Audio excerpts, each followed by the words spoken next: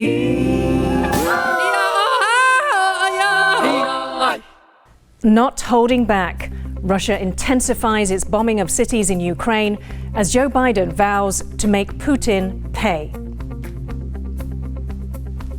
It says China attacks. It literally says China attacked, past tense, Taiwan. Spreading fear. How Russia's invasion of Ukraine triggered a surge of disinformation about Taiwan.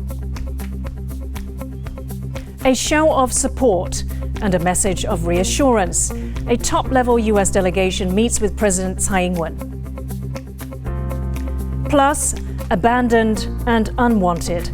Why so many of Taiwan's pit bull owners are washing their hands of their pets.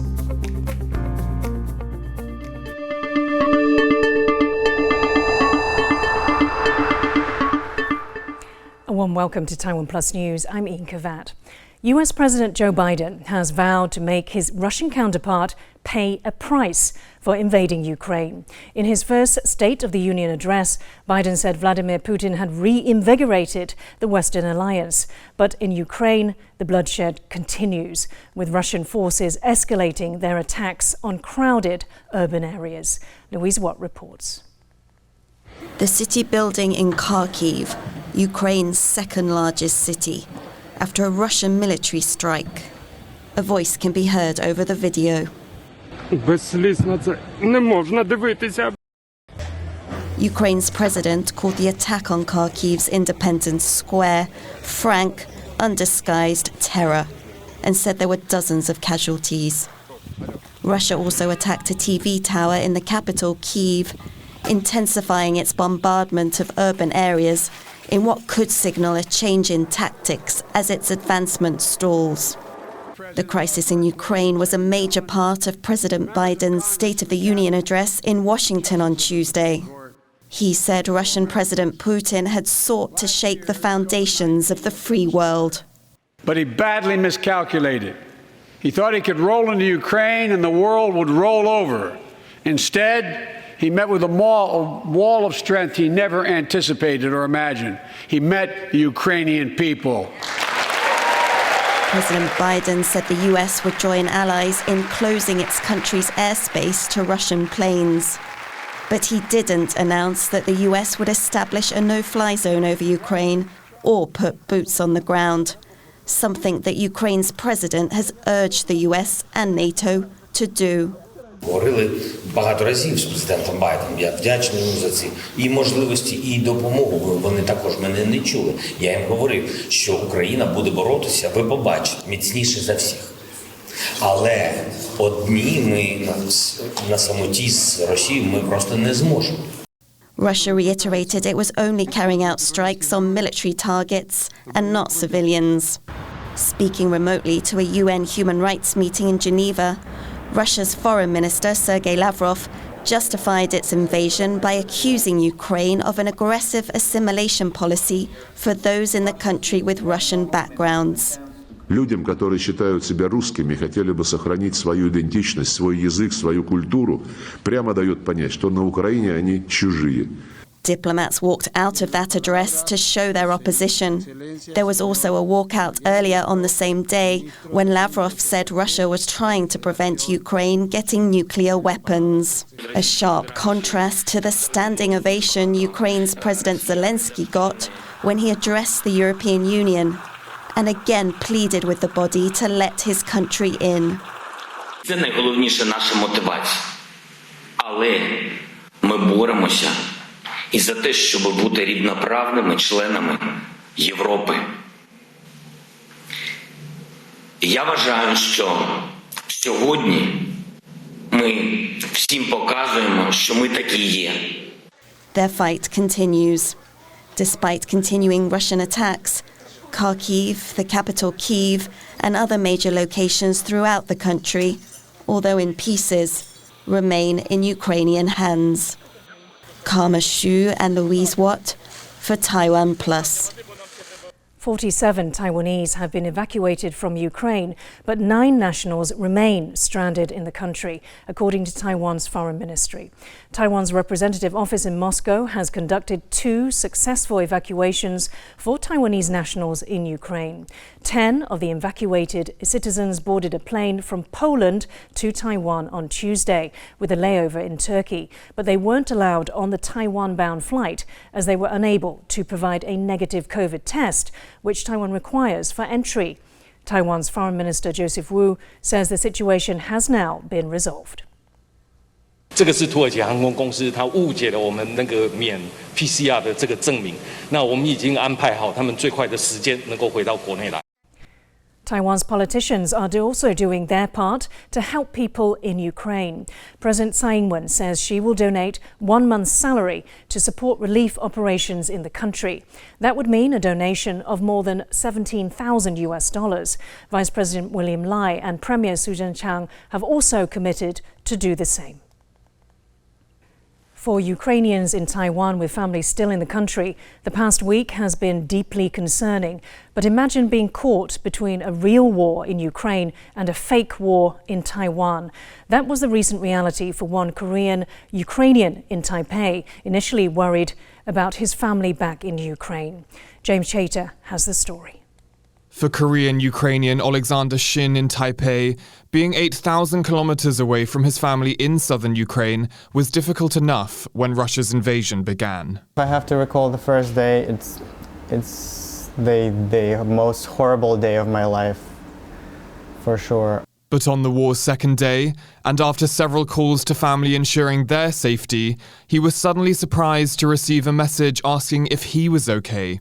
His brother, still in Ukraine, had seen a message in a Telegram group with 2 million subscribers, suggesting that China had simultaneously begun an invasion of Taiwan. At that moment, my thought was like, I have no idea. Like, what if it's really happening and I have no idea? So I started Googling through news in English, and there's no information on that, and I felt relieved. But then I tried the same thing in Russian. I literally Googled China attack Taiwan. What he found was troubling disinformation, several Russian-language articles from Ukraine-based media outlets appearing to confirm his brother's fear that China had also launched an attack on Taiwan. So this is the one that says China attacks. It literally says China attacked, past tense, Taiwan. Another headline reads, China also has a Donbass, implying Beijing's assertions that Taiwan is part of China echoes Russia's relationship to the Donbass region in eastern Ukraine. Russian President Vladimir Putin is justifying the invasion by claiming Moscow is liberating the region. The headline continued. Against the backdrop of crisis in Ukraine, China is planning their special operation. Special operation are the exact words of Vladimir Putin when he announced the invasion of Ukraine. And in another article that speculates what would happen if Beijing followed Moscow's example, one paragraph reads, pro-Chinese unification sentiment in Taiwan is strong and growing, and that it's not a given the island would defend itself. However, that's a claim easily countered by statistics published by Taiwan's National Zhengzhi University, which surveys Taiwanese sentiment toward cross-strait relations. Over the past 2 decades, they clearly show a fall in the number of Taiwanese supporting unification with China. While people in Ukraine deal with disinformation about a Chinese attack on Taiwan, in Taiwan itself, in the media and on the streets, there is a growing debate over the validity of comparisons with Ukraine. But Taiwan's leaders have been quick to dispel parallels. In a statement condemning Russia's invasion, Taiwanese President Tsai Ing-wen said the government will strengthen defenses against cognitive warfare and attempts to use the situation in Ukraine to undermine morale among the Taiwanese people. And she's warned about Chinese disinformation tactics elsewhere. 无论是打压台湾的国际空间，或者是透过认知作战，操作错假信息，来分化台湾的内部，侵蚀我们的民主，这些动作没有一天停止。In Ukraine, using disinformation to fracture unity has been a concern since the Russian invasion began, and social media giants are taking action. Facebook and Twitter this weekend removed 2 anti-Ukrainian covert influence Russian operations. And Telegram, the app where Alexander's brother first saw the fabricated story about Taiwan, has also threatened to shut channels. You know, someone sitting in Taiwan might say this might just be because the Ukrainian media don't have enough contextual knowledge about cross-strait relations. Do you think it's that simple? It's not because they don't understand Taiwanese realities. It's because they're trying to achieve something with this message. Because the words they use is literally attack and invade. Alexander was able to see through the disinformation, but he says for those in a conflict zone where anxieties are heightened, stories like these could sow discord, as well as demoralize Ukrainian soldiers. When you read those news, you would give in to panic, and it would feel like, oh, okay, well, there's another war happening, and this is clearly already leading to a world war. TaiwanPlus was unable to confirm whether the articles were part of a concerted disinformation campaign by Russia. But in their capacity to incite fear and anxiety, they're proof once again that modern warfare takes place as much online as it does on the battlefield. Chris Marr and James Chater for TaiwanPlus. President Tsai Ing-wen has met with an unofficial US delegation in Taipei, headed by former chairman of the Joint Chiefs of Staff, Mike Mullen. Both Tsai and Mullen reaffirmed the strength of Taiwan-US ties, especially amid challenges to global democracy, such as Russia's invasion of Ukraine. Tsai said that Taiwan condemns Russian aggression and has joined in sanctions against Russia and is sending aid to Ukrainians in need. She also said that now is a time when democracies must rally together. 因为历史经验告诉我们，对侵略行为冷眼姑息，就是为自己制造更多的威胁。这是全球民主国家团结的时刻，台湾也不能够缺席。 Mullen said that his delegation's visit comes amid a difficult and critical moment in world history. But he had words of praise for Taiwan's handling of the challenges it faces. Today, Madam President, this delegation is proud to be visiting one of the world's most vibrant democracies. Taiwan is tackling the leading challenges of our time, whether it be a global pandemic or corrosive disinformation and malign influence, without sacrificing core democratic values. To discuss the significance of the delegation's visit to Taiwan, I spoke with J. Michael Cole, a senior non-resident fellow at the Washington-based Global Taiwan Institute. This is the latest in a long series of these visits to Taiwan. Certainly given the current context with the crisis in Ukraine, and apprehensions that perhaps Beijing would seek to exploit the situation. This is a kind of visit to Taiwan that sends a signal of reassurance that is noted by the people here, but also will be noted by the government in Beijing. It's important to do that. That follows upon the transit in the Taiwan Strait by a U.S. Navy vessel at the weekend as well. Demonstrates that while the United States is heavily involved in the crisis over Russia's invasion of Ukraine, it also is not distracted from its commitments in other parts of the world, and certainly here in East Asia. And how significant is the choice of delegates? This is a bipartisan delegation. You have individuals who have served in Bush Jr. administration, Obama administration. But I would say that it's quite significant that one of the delegates is a former chief of the Joint Staff of the United States. Again, that brings gravitas to the delegation and certainly, again, sends a signal of American military support to Taiwan. This is someone who certainly has very strong ideas on how to bolster Taiwan's defense, but also knows very well the extent to which U.S. military could collaborate with Taiwan. And what do you think Taiwan wants out of these meetings? It's a fairly short visit, so I do not expect that you would have extremely substantial exchanges in terms of defense planning and all that. But they may be bringing some messages from Washington D.C. But certainly Taiwan would want, I expect, further support, signals of support by the Americans, and just to work more closely with United States and other like-minded allies, again, in augmenting deterrence in the Taiwan Strait, if only to reduce the likelihood that we would see the unthinkable become the thinkable in the Taiwan Strait, just as what has happened in over Ukraine. Taiwan's defense ministry reported that 6 Chinese military planes flew into the country's southwestern air defense zone on Tuesday. The group included fighter jets, radar planes, and even an anti-submarine helicopter.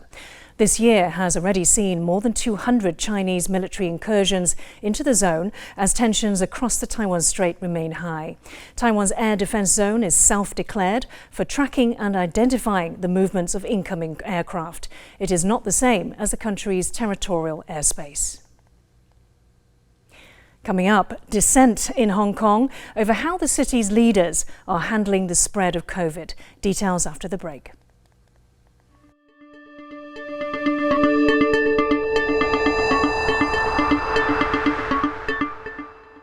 我们真的很久没有表演，走到了一个必须要停下来的状态。因为我又不会看谱，就不知道哪来的韵，有些人喜欢。想到我最擅长的事情好像是玩团。其实我的歌很多都是在解决我自己遇到的问题。我通常会发脾气或者是暴怒，是因为不公平。发现我对舞台是不熟悉的。诚实的讲述你自己，就会有人听。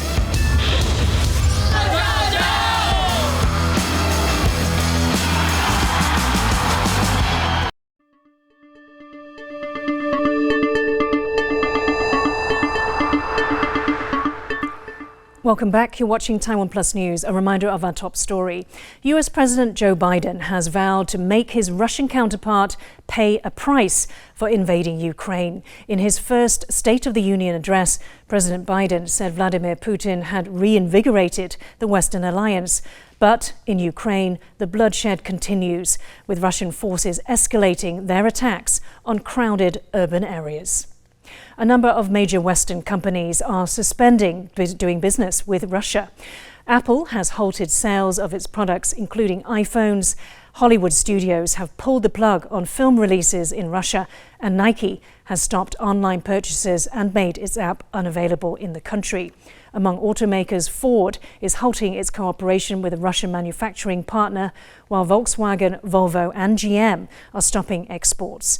Even more serious than the exodus of manufacturers could be the departure of energy companies, banks and shipping companies. Shell and BP are divesting from Russia, while HSBC Bank says it is winding down links with Russian counterparts. And shippers MSC and Maersk have stopped all container shipments to and from Russia. Russia's invasion of Ukraine has fueled debate in Taiwan over whether the country is suitably prepared for a potential conflict with China. 最可耻，今天所有台湾人都要保护台湾。 Politicians clashed on Tuesday over the combat readiness of Taiwan's military, with Premier Su Zhenchang and opposition Kuomintang legislator Fu Kunqi enjoying a heated exchange on whether to extend conscription. Su said comparisons between Taiwan and Ukraine were inappropriate. 都把乌克兰这个对台湾有所比拟，其实是不伦不类的。哪怕剩一只扫帚。 我都跟你对抗侵略，只要我们展现团结跟不容侵略的决心，全世界都会来帮忙。 Taiwan reports 49 COVID-19 cases, with 2 identified as local infections. With the pandemic largely under control in Taiwan, the government is moving forward with relaxing current COVID restrictions to support the economy. From March 7th, the quarantine time for people arriving from abroad will be cut from 14 days to 10.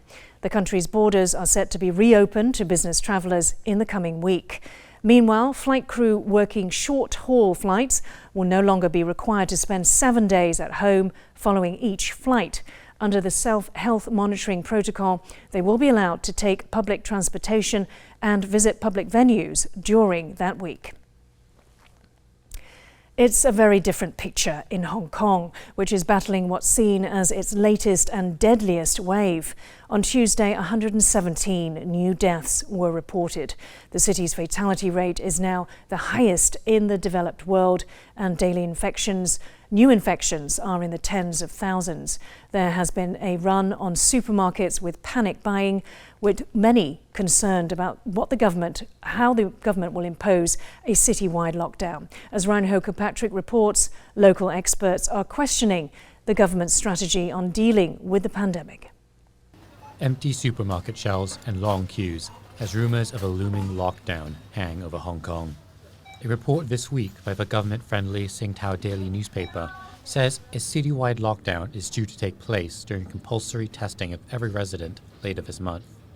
Authorities previously ruled out such a drastic measure, but directives from Beijing urging a lockdown to force a return to zero cases are once again shaking the public's faith in Hong Kong's government. 梗係唔可以啦，用下腦諗下啦，基本上就一定咧要與細菌病毒共存，全世界都知㗎，但係得於香港政府就唔知，唔係唔知，係睇大陸做嘢。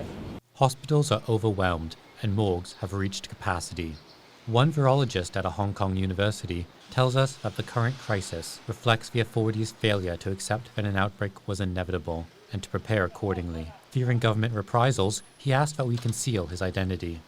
Unfortunately, lessons were not learned. There was no preparation done. There was literally no preparation done. They were convinced they were impervious. They were convinced that they could ever fail. And this has been a failure of a government that doesn't answer to its own people. COVID has been politicized to such an extent, he says, that no middle ground has been considered between the relatively lax approach pursued by London or Washington and the harsh measures imposed by Beijing. It's not UK versus China. There are places in the world that did this well, like Singapore, Japan, South Korea, Denmark, Iceland, Australia, New Zealand.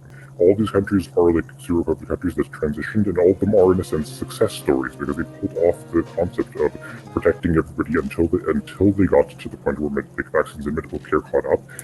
Mainland experts are in Hong Kong to build vast new isolation wards, and the city has already earmarked tens of billions of dollars to bankroll the battle for zero COVID. But he says it is not too late to learn from the experience of others who have weathered the worst of the pandemic. Set up triage, set up isolation facilities for those that can't sit at home, inform people. People have been so terribly informed throughout this whole thing. At this point, there is no point to any of this testing and isolation theater because there's simply no capacity. They have people on their advisory panel that are telling them this is like stupid and impossible. I know this because I know these people personally. Whether or not a full lockdown takes place, Hong Kong faces difficult decisions about the long-term prospects of its zero-COVID approach. Who they listen to inform that decision could be the decisive factor. Ryan Ho-Kilpatrick for TaiwanPlus. Australian Prime Minister Scott Morrison has tested positive for COVID-19. Morrison said in a statement on Tuesday evening that he was experiencing flu-like symptoms and is isolating at home in Sydney. He said he would continue to discharge his duties in isolation. That includes coordinating his government's response to Russia's invasion of Ukraine and to the deadly flooding that has hit Australia's east coast in recent days. Major League Baseball has cancelled the opening day of this year's season after failing to end a dispute with its Players Association.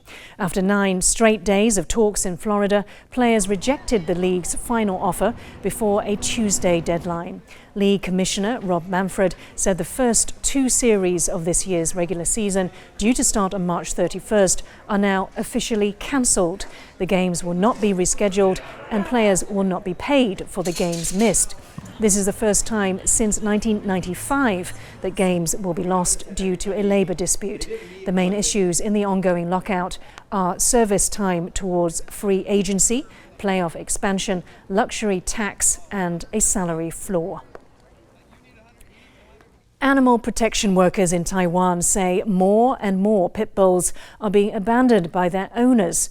The Council of Agriculture's ban on raising or breeding pit bulls went into effect on Tuesday, though existing owners can keep their pets as long as they register. Eric Gao takes a look at the situation. Dangerous animals?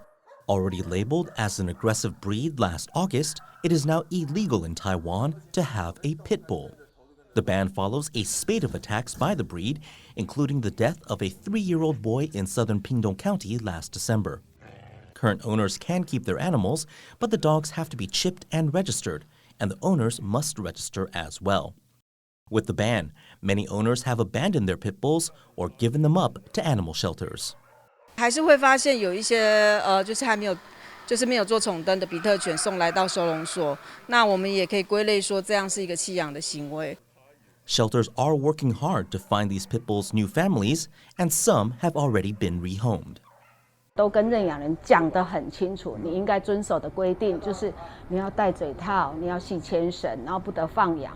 Pit bull owners who fail to follow these rules face fines of over $5,000 US. Anyone who illegally owns or breeds the dogs could be fined almost $9,000. According to the Council of Agriculture, there were 4,686 pit bulls registered in Taiwan as of January. Owners have until the end of next February to register, after which they could be penalized. Animal protection workers are urging pit bull owners to follow protocol and not abandon their pets to avoid causing further problems for the breed. Alex Chen and Eric Gao for TaiwanPlus.